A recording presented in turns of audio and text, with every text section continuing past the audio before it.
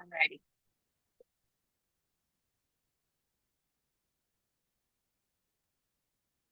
Okay, Frijenia, whenever you're ready, you can start. Yeah. So thank you, Joao. Thank you all of you for being joining us today. So my name's Frijenia Sumbai.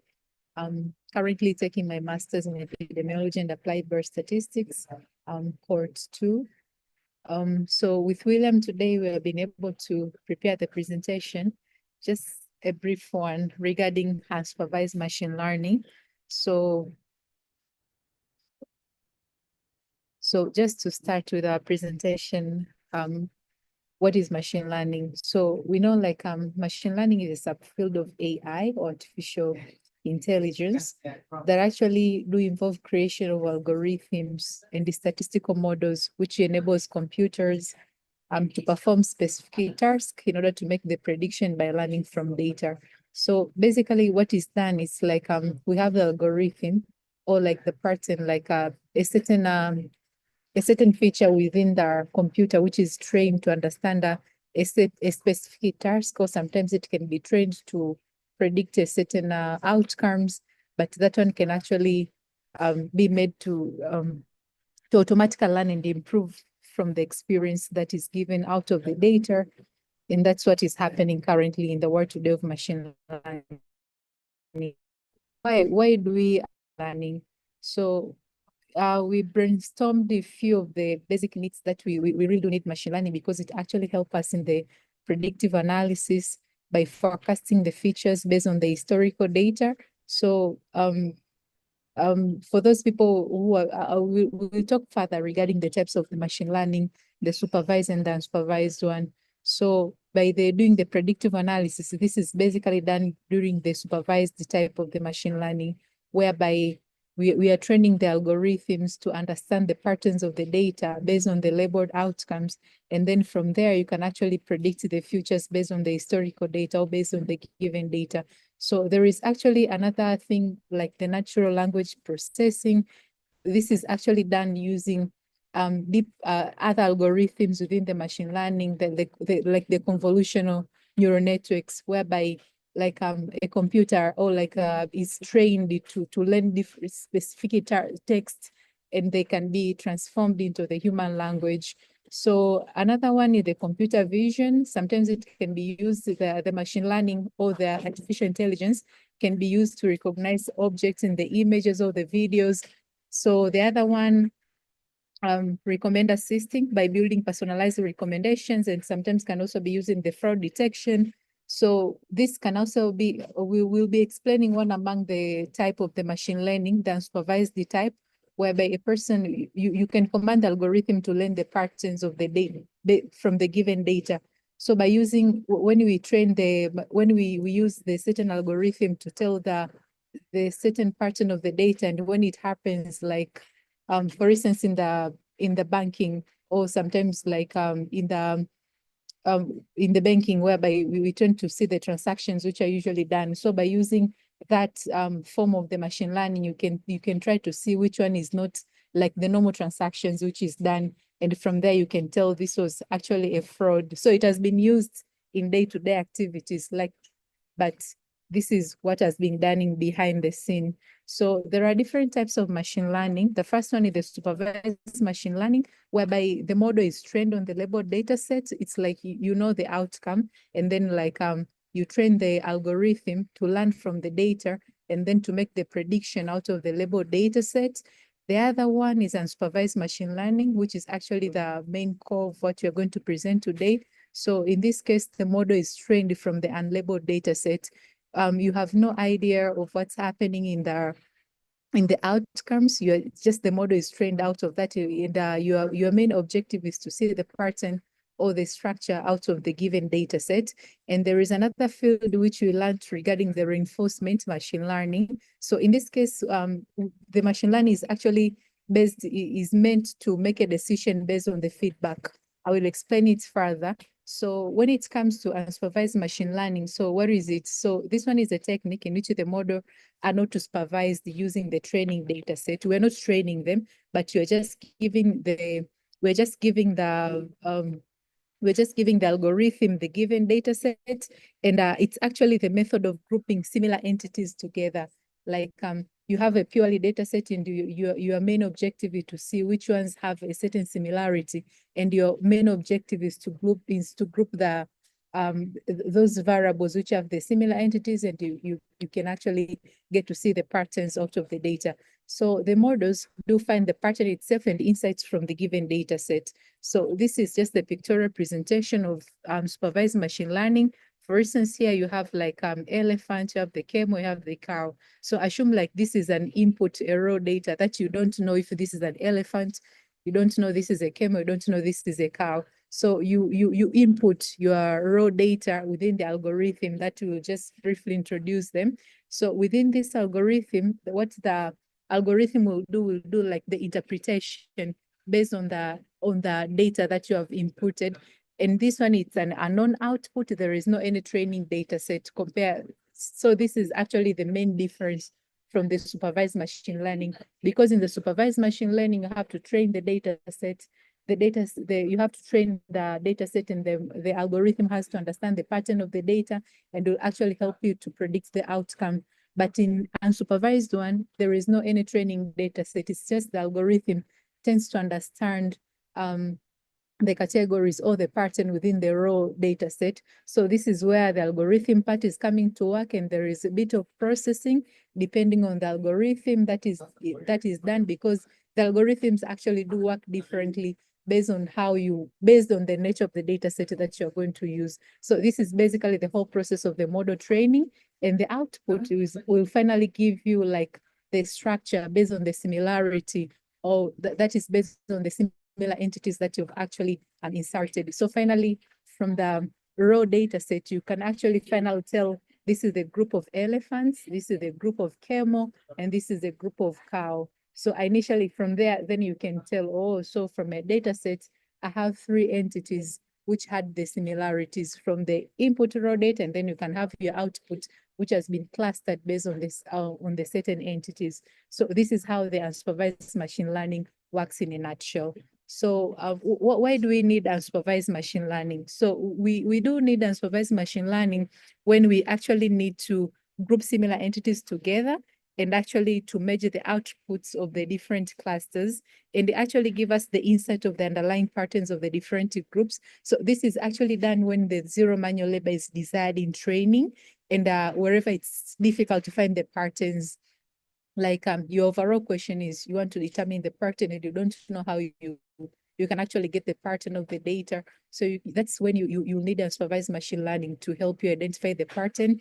And wherever there is a need to find the hidden pattern, sometimes you feel like, for instance, I was giving the example, like in fraud detection, you don't know, like in the usual transaction, what has been happening in the background. So you want to know what went actually different from what is happening in the normal transactions. And from there, you can tell this is different. So that is why you may find yourself in need of the unsupervised machine learning, wherever there is a need to find the hidden pattern, and you can do the detection based on the question that you have. So unsupervised machine learning, there are 3 types of the algorithms that are used. The first one is clustering, that I think I've been touch-based in it. And the second one is association rule learning. And the third one is the dimensionality reduction. So all these are being used differently based on the type of question that you are having. Sometimes you might need unsupervised machine learning because you need to do clustering.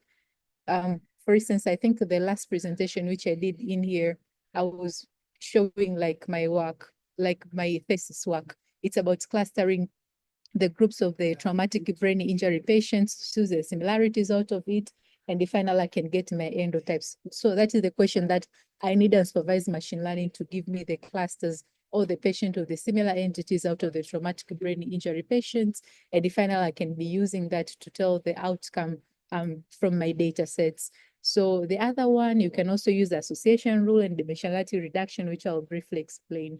So within the clustering, this is the process of grouping unlabeled data into clusters based on their similar entities, similarities. So the goal of clustering is to identify pattern and relationship within the data without any prior knowledge of the data's meaning. Like you have no idea from the picture that I gave, you didn't have an idea if this is a cow, this is a camel, or this is um whatsoever you call it. It can be, that is just like an example. It can be like, for instance, within the data set of the trauma, you don't know like these patients are the one who have the poor outcomes because you have the hidden structure out of it. So the goal is to identify the pattern, the relationship within that data set. And broadly, this technique is applied to group the data based on the different patterns, like the similarities or difference our machine models finds. So the algorithms are used to process the raw and classified data objects into the groups, as I've said. So there are common clustering algorithms, and I'll just briefly touch base into the three ones here, which I think these are the ones which I've been trying to understand the most, because I've been thinking to use either of these even in the analysis. So the first one is the k-means clustering. So the k-means clustering is one among the algorithm which is used in the clustering in the clustering type of unsupervised machine learning. So what is happening is that you group the data to the k clusters based on how close the points are to each other. For instance, it's like you are having your data whereby you don't know how close these data sets are, and you have the problem of identifying like how similar or how different these data sets are to each other. So what's basically happening in the k-means clustering, you first of all, you need to initially there are two centroids which are assigned randomly. So when I say the centroid, I mean that Euclidean distance, which is used to find the closest point to each data set and the data points that are sent to the corresponding centroids. So those points which are close to each other are grouped together by using their centroids. So this process will be iteratively repeated until all centroids become static. So it needs number of iterations until we have like the stable clusters. Sometimes you can just have like a group of the data sets whereby you don't know how many groups you're going to have, but by using the k-means clustering algorithm, it's going to tell how close those data points are. And finally, you can be able to tell by just grouping those data sets, but those data points by identifying like how closely related those data points are and this process will be iteratively repeated until you have like the stable endotypes or the stable clusters. You can be able to tell how many clusters you can finally have. So that is the k-means clustering. And this is the most common form of the algorithm that has been used in the clustering algorithm. And this one, sometimes it might require you to go to determine the optimal number of clusters, because you having like the number of groups by using the K algorithm is not enough. You have to tell finally what are the optimal number of clusters, because sometimes it might the iteration might go on, and then finally you can find yourself like you have organization has to give you wherever that process is stable enough to tell you finally you have like the two groups or you have like the three groups and so forth. So the most common means that has been used, and from my search, I learned something called the elbow point. So the elbow point actually is used to run the k-means clustering on the data set, where the k actually the referred number of clusters, and the clusters are formed. There is a parameter called within the sum of squares, which is defined as the sum of the square distance between each member of the cluster and its centroid. So this is just like a means. It's done by using that algorithm, whereby you have to optimize those number of clusters after you have done your after you have kept your raw data, and finally a number of iterations have been done, and you want to tell finally how many groups do I have finally from my data set. So that was in a nutshell about the k-means clustering. The other one is the hierarchical clustering. So this is like this one, it creates the clusters by using a tree step by step, either by merging or the splitting groups. So as I said, it actually depends on the type of the data or the question that you have. Sometimes you might need to have the clusters by just randomly like having like to see how close related those data sets are. but sometimes you might need to use the hierarchical clustering, whereby the hierarchy is actually the question that you want to address. And one of the most common way that has been used in hierarchical clustering to display that pictorial presentation is the dendrogram. So the dendrogram is actually the tree diagram, which is used to illustrate the clusters produced by hierarchical clustering. And from my learning, I've actually learned the hierarchical clustering, it depends with the question. Sometimes because this is just the hierarchy, like which ones is the senior, like the seniority or the minority, how you want the like those data sets to be arranged. So sometimes you might need your data set to be arranged in such that the top, bottom, or the bottom up depends on the question, depends on how you want to just present those groups after you have gone through the hierarchical clustering. And they're identified as agglomerative or the divisive, depends on how you want to finally represent your data sets. So the other one is the density-based clustering. So this one is actually just like the word itself, density-based. Like your data, your groups are actually identified based on the density of the, like how densely related those data points are. So this one you actually find clusters in the dense area, and it treats scattered points as noisy. Like for instance, those data points which are densely related to each other, those ones are going to be in the same group. And those data points which are very far away, they are going to be treated as noisy. So finally, you can actually have your data and your groups based on the deep scan. This is actually from a reading that I've been saying, the deep scan is the most superior of most of these, because finally you can actually tell, like we have like the noisy or the scattered data points that you might not really need. So the other two, I won't explain them much, the mean shift clustering and the spectral clustering. I just didn't get much insights on these ones, but in a nutshell, the mean shift clustering discover clusters by moving points toward the most crowded areas, and the spectral clustering groups data by analyzing connection between points through the graphs. The other algorithm of the unsupervised machine learning, the association rule learning. So this one is another technique which has been used in the supervised machine learning to find out some very useful relationship between parameters of the large data set. So in here, it has been, I think I've been seeing this technique in the market basket analysis that helps to better understand the relationship between different products. So sometimes like you have your supermarket and you have a lot of goods and you want to see what are the, like I have the bread that I'm selling, and then what are those people who really do buy bread a lot, what other product are they likely to buy? So finally, by using this association rule, I'm learning to actually give you the relationship between parameters from a large data set. So you might finally find out, like those people who actually buy bread, are those similar people who also buy butter the most? So wherever the question is to understand the relationship between, or the usefulness of the relationship between parameters, it's when the association rule learning is applied. And this one also, I didn't go much into it because I didn't have a question to speak about, but it's also among the technique of unsupervised machine learning. The example here I've said is shopping stores. The shopping stores actually, they do use this algorithm based on this technique to find out the relationship between the sale of one product with regard to another sales based on the customer behavior. Like you can tell from the pattern, because unsupervised, it's just giving you the pattern. You see, like a lot of people who buy like the bread, a lot of people also buy the peanut or the blue band, wherever. So finally, you can find the meaningful relationship between your customers, or any, depend on the question.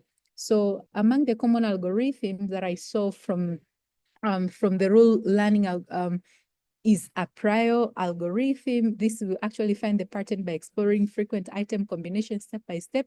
So as I said, like the same person who buy this item is also the same person who buy this item. So finally, you can actually see the relationship. Okay, so people who are most likely to buy this item are also most likely to buy another item, and then you can find like, oh, so there's a relationship between these two products to be used by the same person, and you can actually you can tell from what you're selling. And another one is the FP growth algorithm, which is some sort of alternative to Apria. It could identify the frequent pattern without generating candidate sets. These ones, I don't have much explanations to this, but that I just wanted to understand, like in a nutshell, what association rule learning algorithm does. And another one is the dimensionality reduction, which is like another algorithm used in unsupervised machine learning. So the dimensionality reduction is the process of reducing the number of features in a data set while preserving as much information as possible. So dimensionality reduction, we know like most of the studies which are usually data collection is done in a cohort way, they have like a highest dimensionality. When I say dimensionality, it's like they are more spread, and sometimes you just need to you need a question where you don't really need to change much information, or you don't really need to change the structure of the data, but you just want to reduce the number of columns from your data set. That is what we call the dimensionality reduction. So this technique is useful for improving the performance of the machine learning algorithm in data visualizations. So I think maybe Joao can help me because for instance, here, the example that I gave, imagine you have a data set of 100 features about students, whereby those students, they have a lot of variables from height, weight, grades, etc. Assume you have like a 100 features about the student, but you need to focus on the key traits. Like your question doesn't need to address all these traits. So what you need, you just need to reduce it to just 2 features. For instance, just height and grade, to make it easier to visualize and analyze the data. So by that whole process of you reducing this number of columns without altering the whole data set is what we call dimensionality reduction. And from my learning, I've been seeing like this one is also important in improving the performance of machine learning algorithm. Like you do use this dimensionality reduction, and then you have your data set, which has like reduced number of columns, but the whole structure of the data is not altered. It's just remain as intact as it is. Because this dimensionality reduction, the other advantage of it is to reduce the noise of the data. Like sometimes the data, it can just be too much. Like you really don't need to address all those. So to reduce those noise, and as we know, most of the machine learning algorithms, they don't operate well wherever there is a lot of noise or wherever there is too much information that you really don't need. So that's when you need dimensionality reduction to reduce the number of features in a data set while preserving as maximum information as possible. So among the most common algorithm, I think the most common one is the principal component analysis. So this one, you do reduce the dimensions by transforming data into uncorrelated principal components. This is the most common one, which are the other ones I don't know much about them, but for just reference, I've also added them. Like, because sometimes you also need to see how correlated those variables are. Like certain variables, for instance, in this example here, you have like height, weight, but some of the variables are not correlated, though they're all collected from just one student. So what the principal component analysis will do, it will just give you finally from the features or from the variables that you introduced, it can finally tell you, it can group those variables or those features based on their correlation, such that those who are not correlated, they can just go to another group. So you can finally get to know like, oh, so these features are correlated based on, for instance, if you had like 15 variables within that column, finally you can find yourself, you just have only 3 variables which are correlated in the column-wise fashion, other than having a group of 15 variables that you finally, which I can say from my understanding, they have a very high dimensionality. And finally, you can just, you can go further depending on the question. Maybe after you get those variables which are correlated, you can just go to apply other algorithms on the machine learning. So this is just the most common one, the principal component analysis. Other ones are the linear discrimination. Yeah.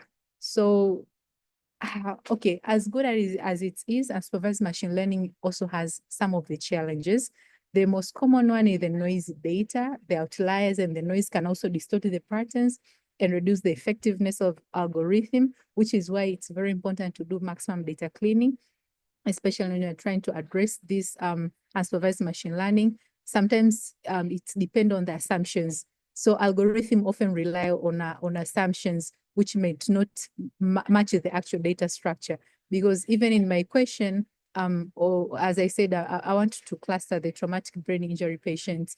My assumption is that those patients who are closely related based on the outcome, they should be within the same cluster. So sometimes the algorithm might not match that actual data structure. So that thing, it's some sort of the challenge when it comes to dealing with unsupervised learning.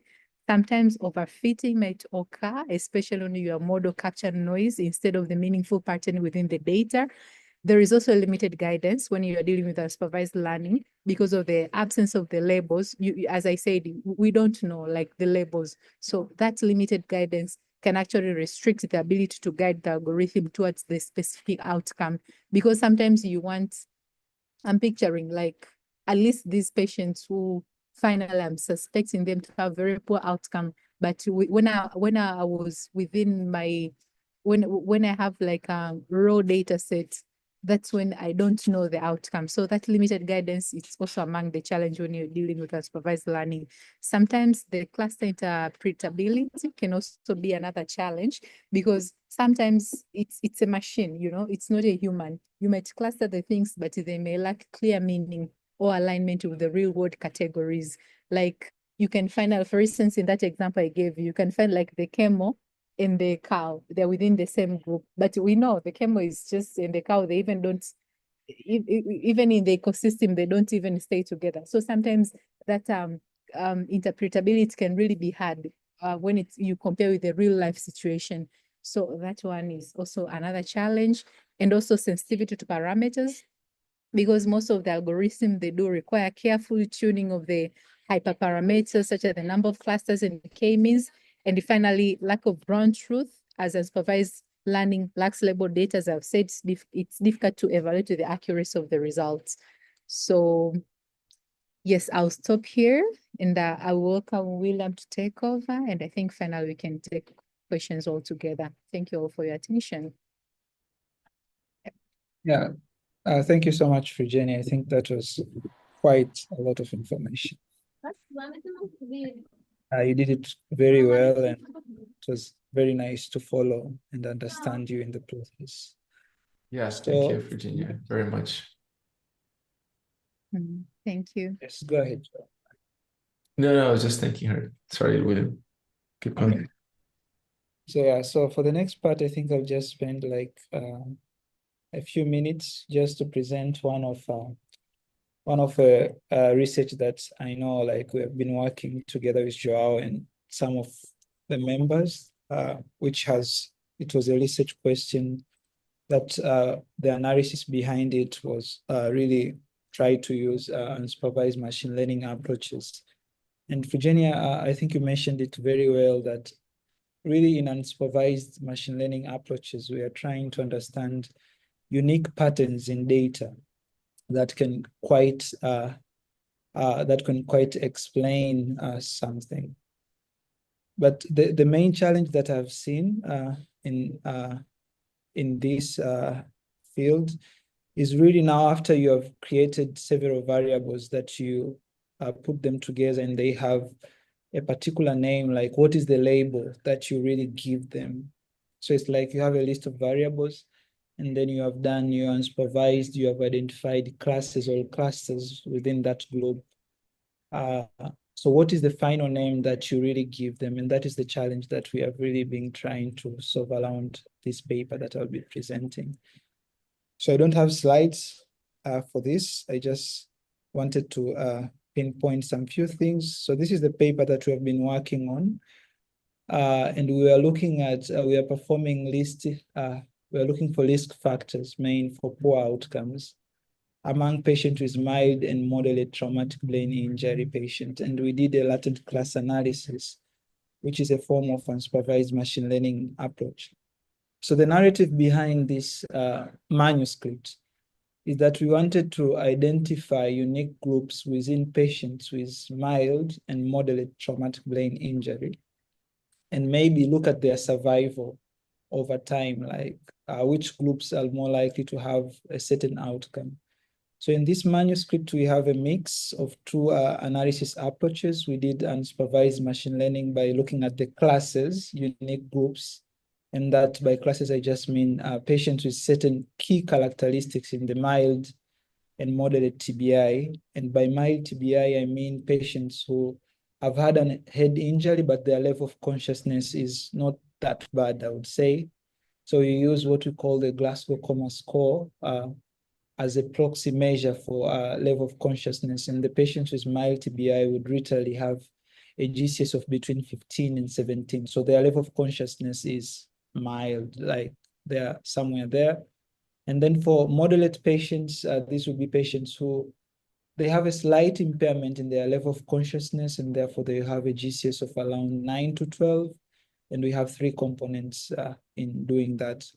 I think some people will understand that. But now, after we identified the unique classes, we wanted to look at the hazards of survival among these classes identified. So we used latent class analysis.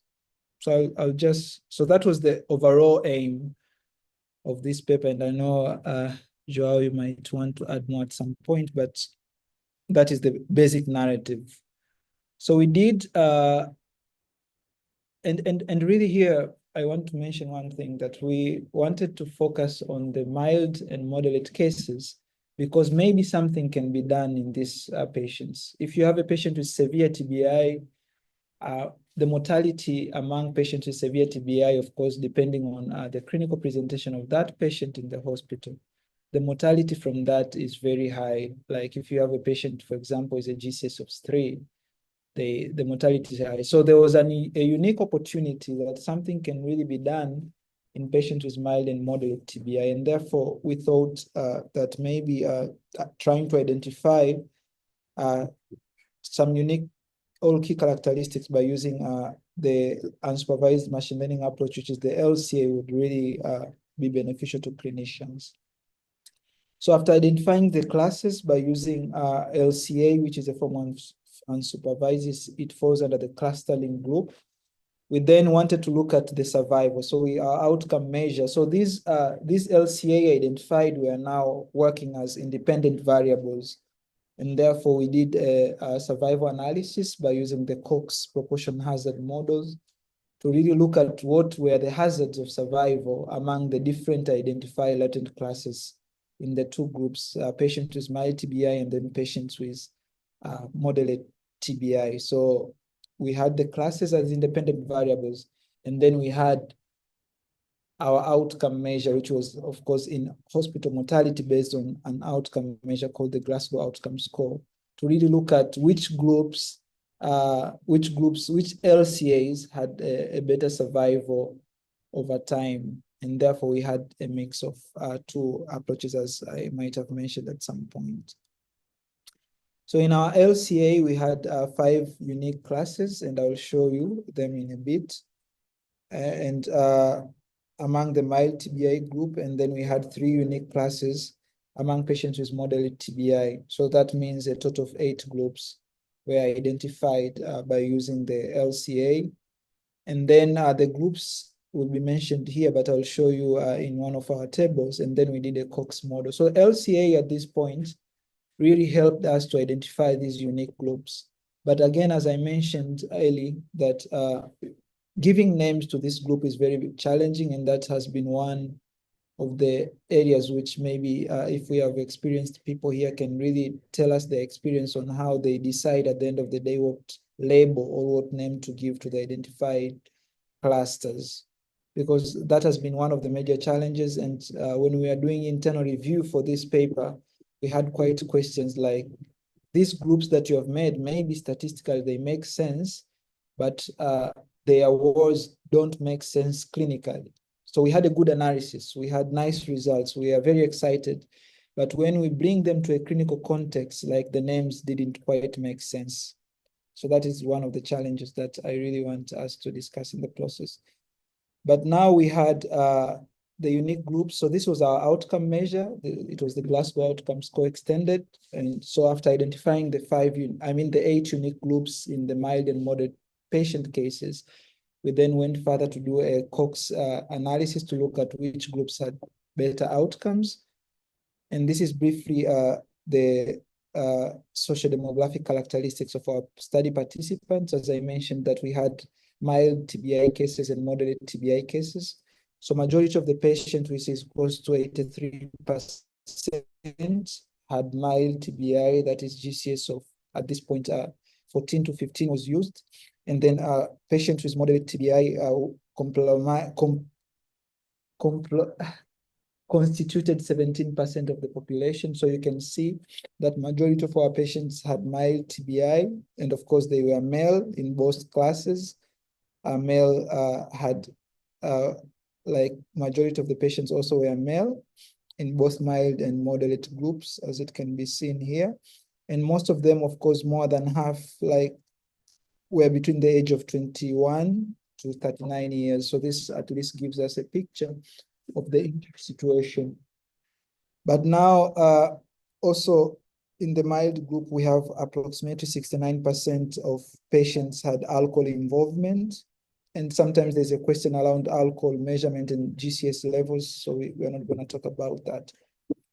So in general, that was the characteristics of the population that we are studying.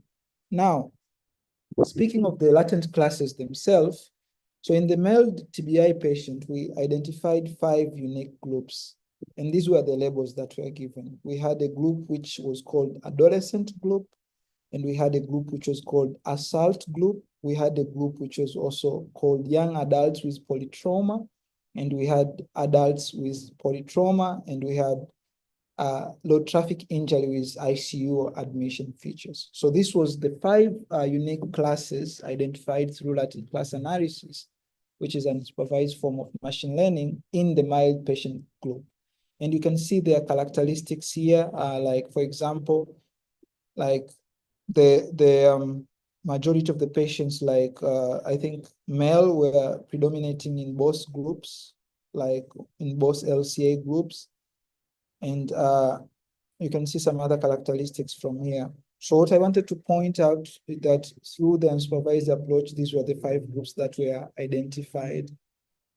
And then for the mild group, now, as I mentioned earlier on, again, now, for example, if you say the latent class is called low traffic injury with ICU admission, so that really doesn't ring a bell. Like, so you are seeing this patient, like, should you prioritize them? Like, that is the question that I'm currently having. And like, these names, like, they're variables. Do they make sense clinically? Like, how do we translate these names to really make sense and for them to be interpretable?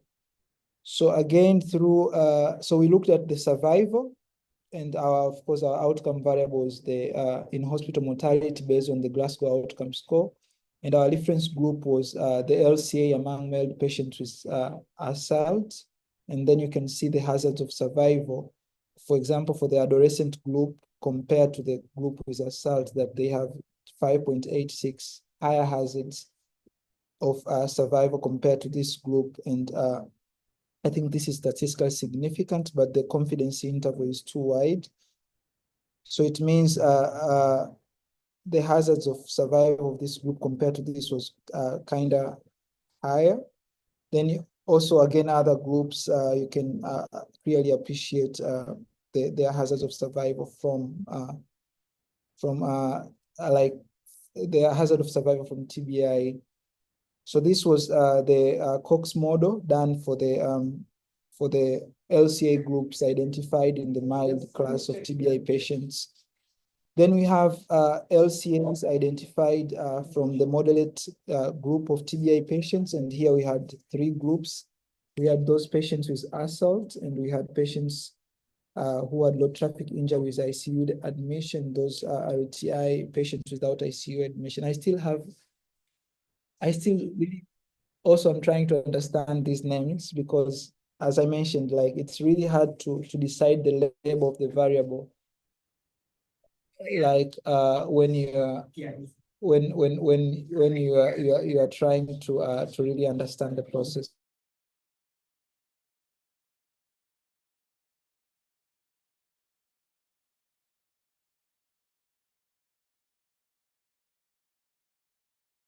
The low William traffic. froze.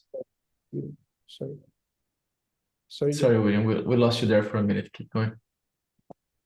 Oh, okay. Sorry. So from what part? I think I have unstable connection. Just keep going. Yeah. Yeah, so these are the groups that were identified, and we also looked at the hazards of survival of different groups. So what we really wanted to discuss with the team at this point is that latent class analysis, all as a form of unsupervised machine learning model, it really helps you to classify patients and try to see like which unique groups of patients like it brings together patients with certain unique characteristics, and then maybe you can use other statistical approaches to try to justify or to look at outcomes from that. And yeah, so this is what we did, and I think I'll end there for now, just for the sake of time. And if Joao, you have anything more to add, or we have questions from people, we are open to. Thank you. That's it. Yeah. So I think we're not going to have a lot of time to talk, and maybe we'll need to have another conversation around this. But thanks, Frijenia, for introducing the concept of unsupervised learning. And then William showed an illustration of it. Now, there's a little deviance here that I always try to touch on, that what William is showing is the use of an unsupervised learning approach, but less on the predictive stance and more on the identifying the classes stance, and trying to see if there are any potential reasons to why people would be grouped differently.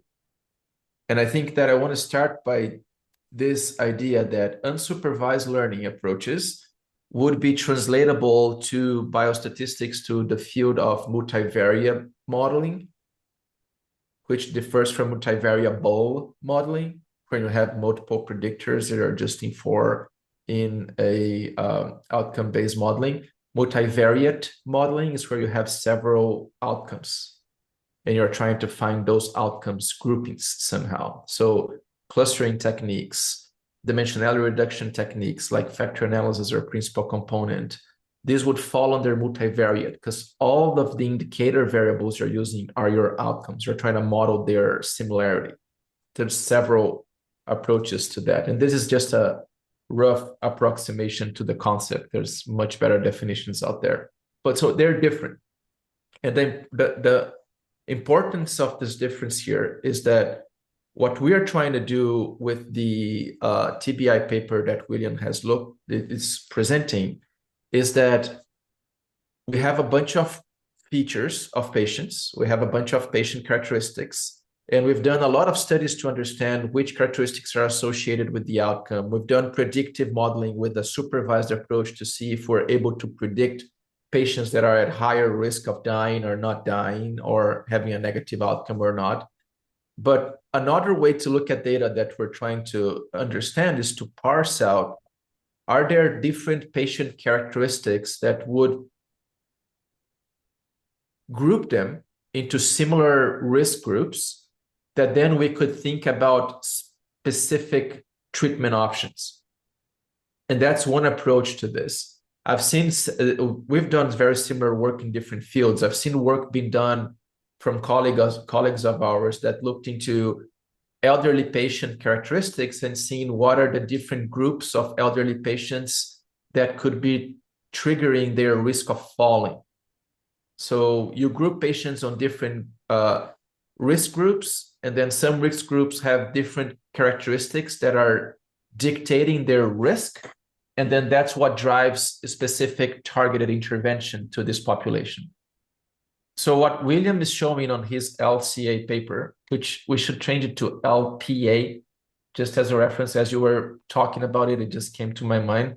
We have continuous predictors, so we're doing what falls under a latent profile analysis. It's just nomenclature, but the math is different than the class analysis, which is specifically to categorical inputs.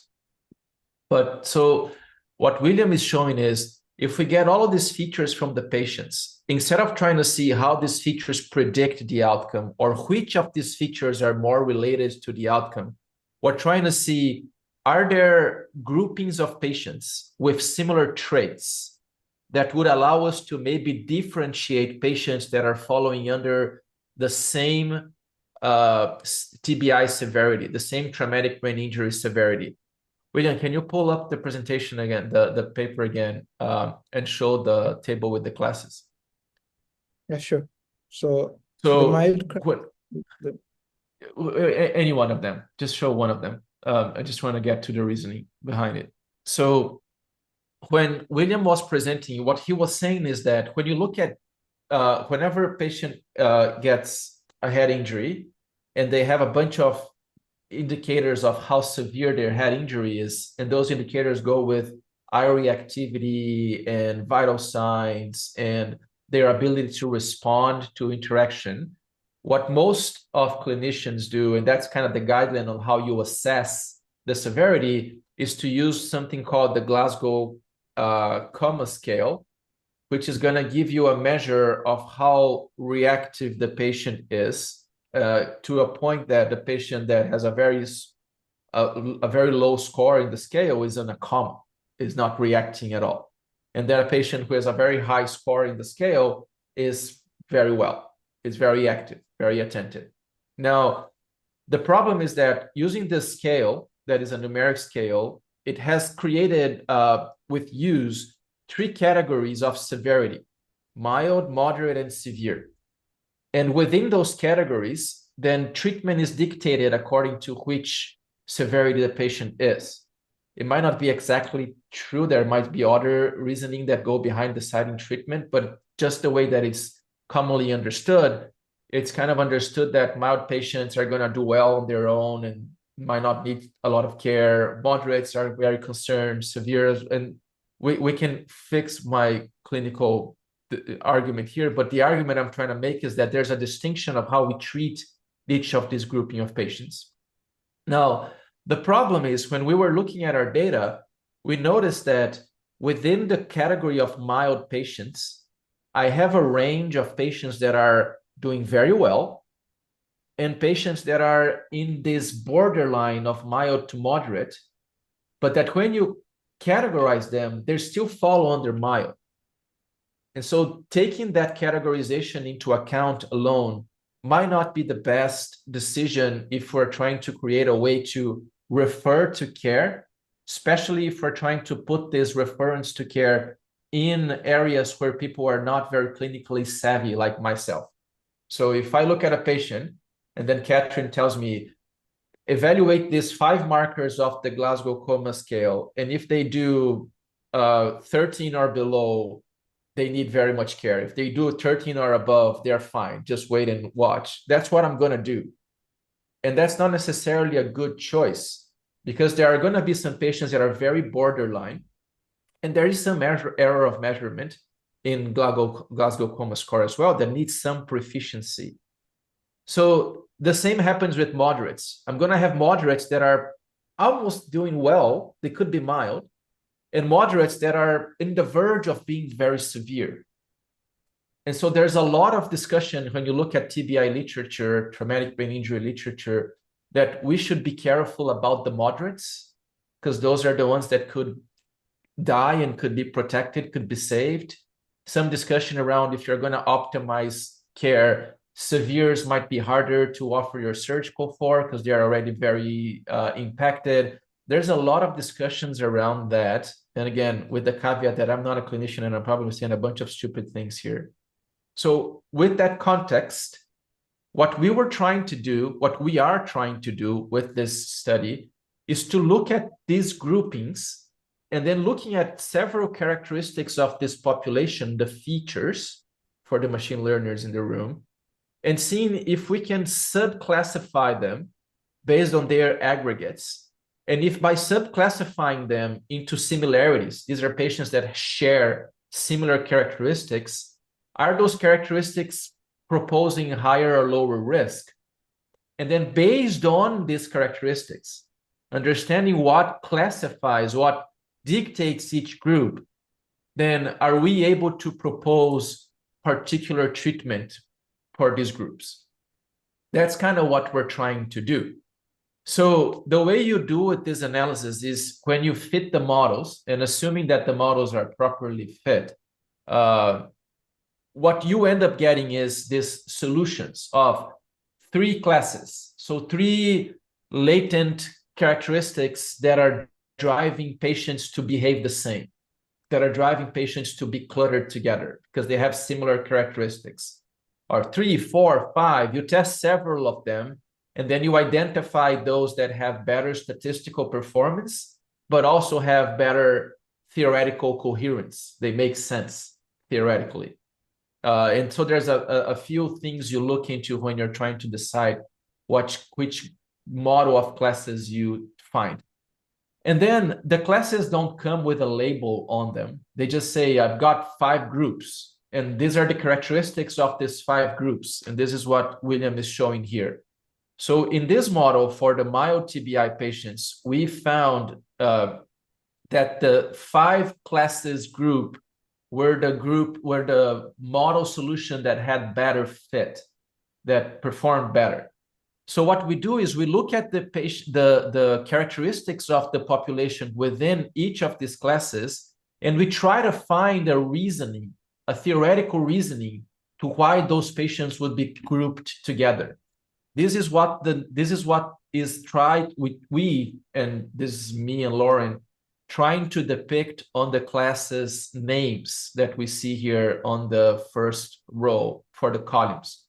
Because we were just looking at what are the characteristics that differentiate this group of patients from the other groups of patients.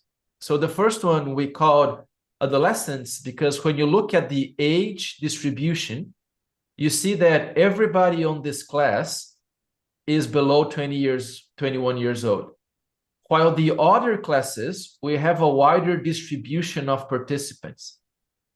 So here we're clearly seeing that one class seems to encompass most patients that are younger than 21. And the reasoning behind it, I assume, is that younger than 21 patients either are going to do better because they are younger and they're going to have less impact, or they are targeting similar risk factors, and therefore they are grouping together in the same group on the different variables we saw. When we look at the other characteristics, we see that these are young patients. They are mostly male, but they are also a little less prevalent in males than the rest of the groups. When you look at their mechanism of injury, we see that they're majority RTI, but that's a common thread across all of them. So that's not what dictates them to be different from the others. They do have a little bit more other mechanisms of injury compared to assault and RTI than some of the other classes. And then you go a little bit further down, you see that there's not a lot of alcohol involved compared to other classes. And then there's some variables of treatment here because we were trying to see what kind of variables of treatment that they received could help us understand groupings that they were part of. So they didn't receive, most of them didn't receive surgery. There's not a lot of them who received other surgery, so I would exclude polytrauma as a big part of it. They were not sent to the ICU, so it seems like they are really less severe cases in that sense. And then vital signs, they seem to be very similar to the other classes, so not a lot that would be distributed here. So it seems to be okay in vital signs. And then just further a little bit down. Yeah, there wasn't a lot from vital signs that would driven us in this. So it seems like this class of people are people that majority were presenting with good vital signs, are young, and have a injury phenotype of majority RTI and others, which would include self-harm or other types of injuries. So that's what we try to capture on the class name. So maybe we do need to change the class name, William, to something a little bit more intelligible. But this for me is clearly a class of people that, okay, from the milds, if I were to look at mild patients, patients that are younger than 21 and majority males with mechanism of injury that are including others beyond RTI are likely to do well.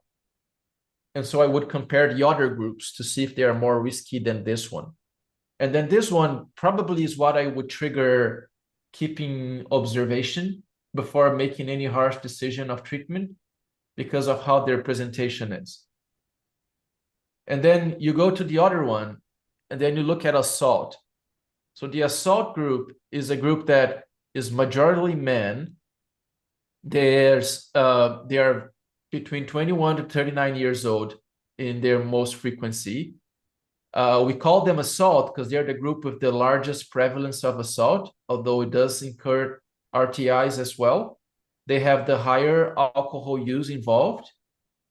So they are not just assault, but these are middle-aged men that have higher alcohol use and that are a mixture of RTI and assault.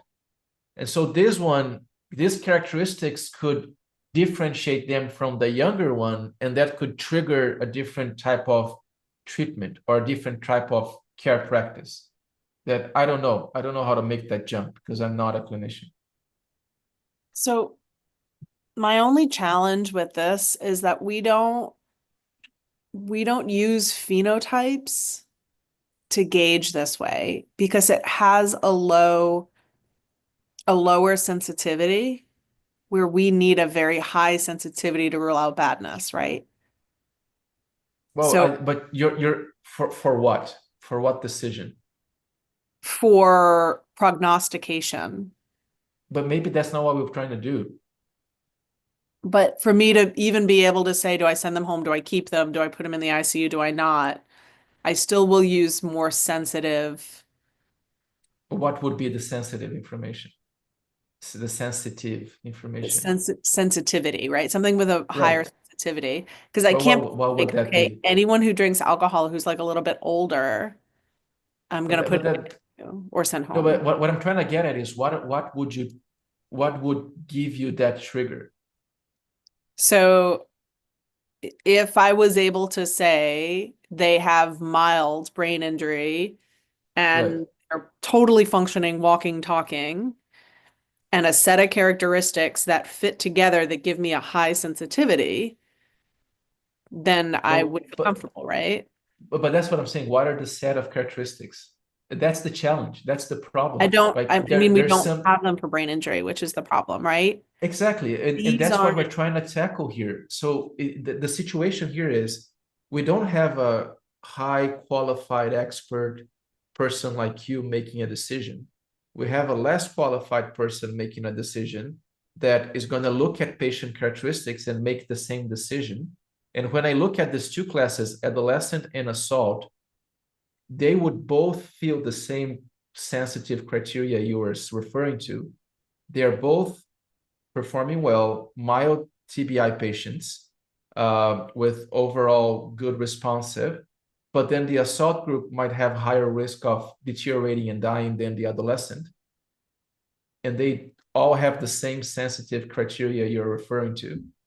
But then what you're saying is that we even have some people with assault in the adolescent group, so they don't deteriorate. So which one is a priority indicator? I don't look at indicators. That's what I'm trying to say. You don't look at indicators. You look at the grouping this patient belongs to.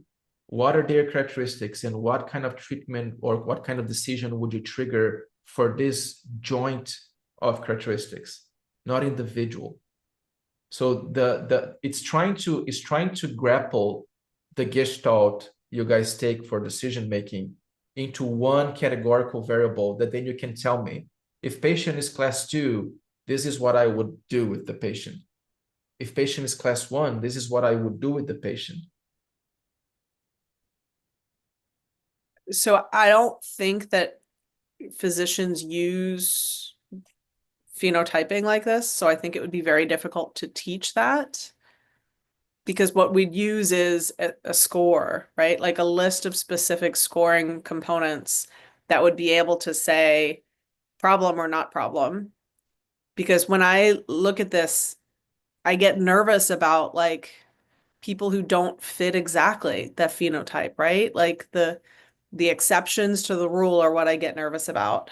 But that's fine, because you're jumping to the application of this, and I'm trying to pull back to what the reasoning is.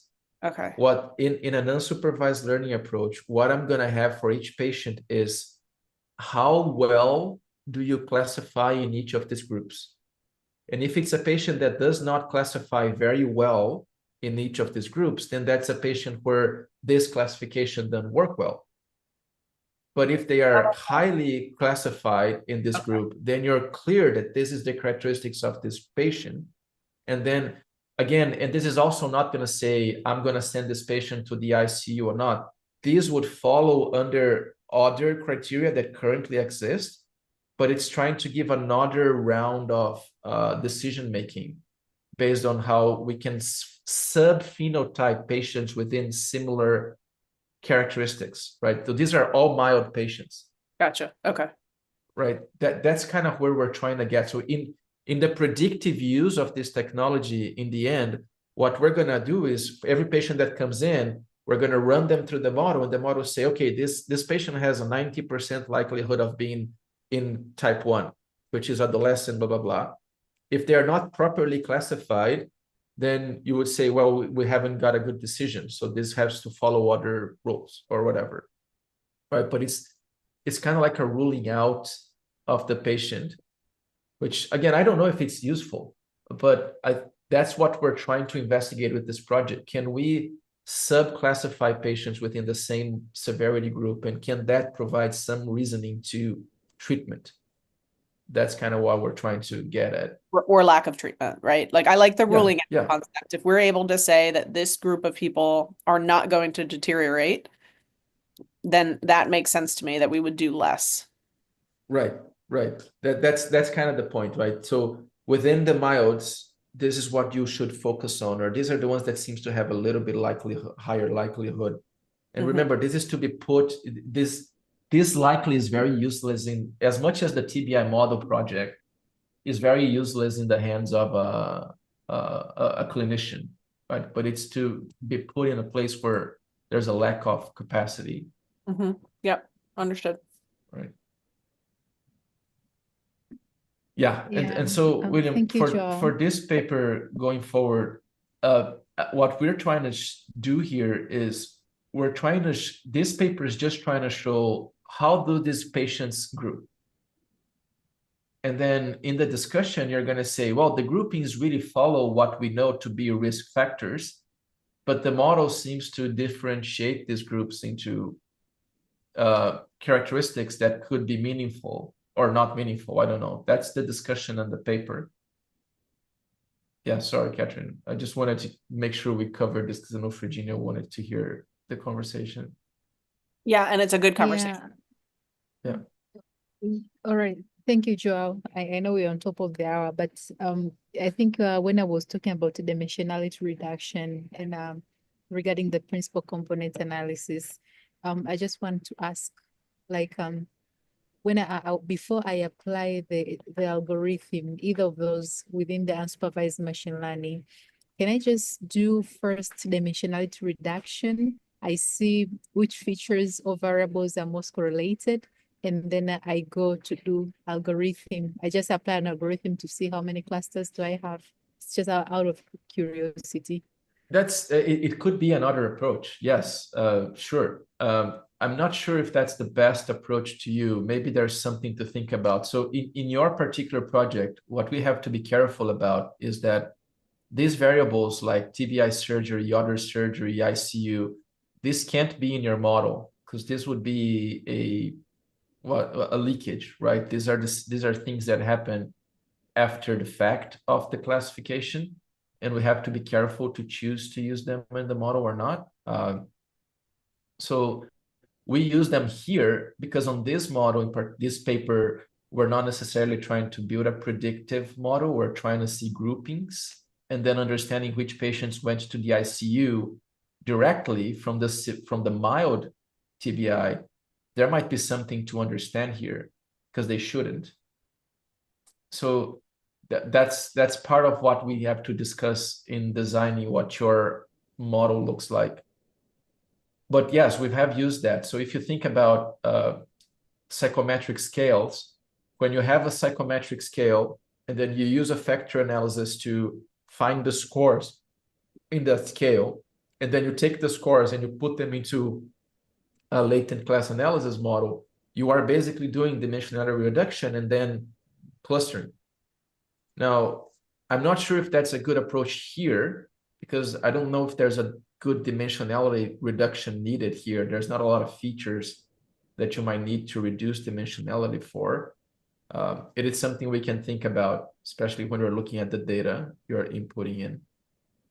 But yeah, I do want to head to the other meeting as well. I just wanted to make sure we should continue this conversation, Frijenia, and maybe you can talk to us again with what your actual proposal is, and we can talk it through in this session. Sure. Okay. Right. Thank you. Thank you so much. All right. Thank you. Thank you. All right. Thank you, William, for presenting the paper. You know, we are out of time, but there's a point from Timothy that I have some thoughts. I think the LCA analysis, the normal biostats, which is not machine learning. This analysis gives you the list of variables corresponding to each class. I think we can use the variables to name the class. Okay. Thank you, Timothy. Yeah. That, but I know like this is an interesting discussion that people would want to really keep it going. So maybe, I don't know, can check with Leticia and see any open slots soon. Then maybe we can have a discussion. Yeah. But otherwise, thank you everyone for coming, and see you next week. That was great. Thanks, man. Thank you. Bye-bye. Bye-bye.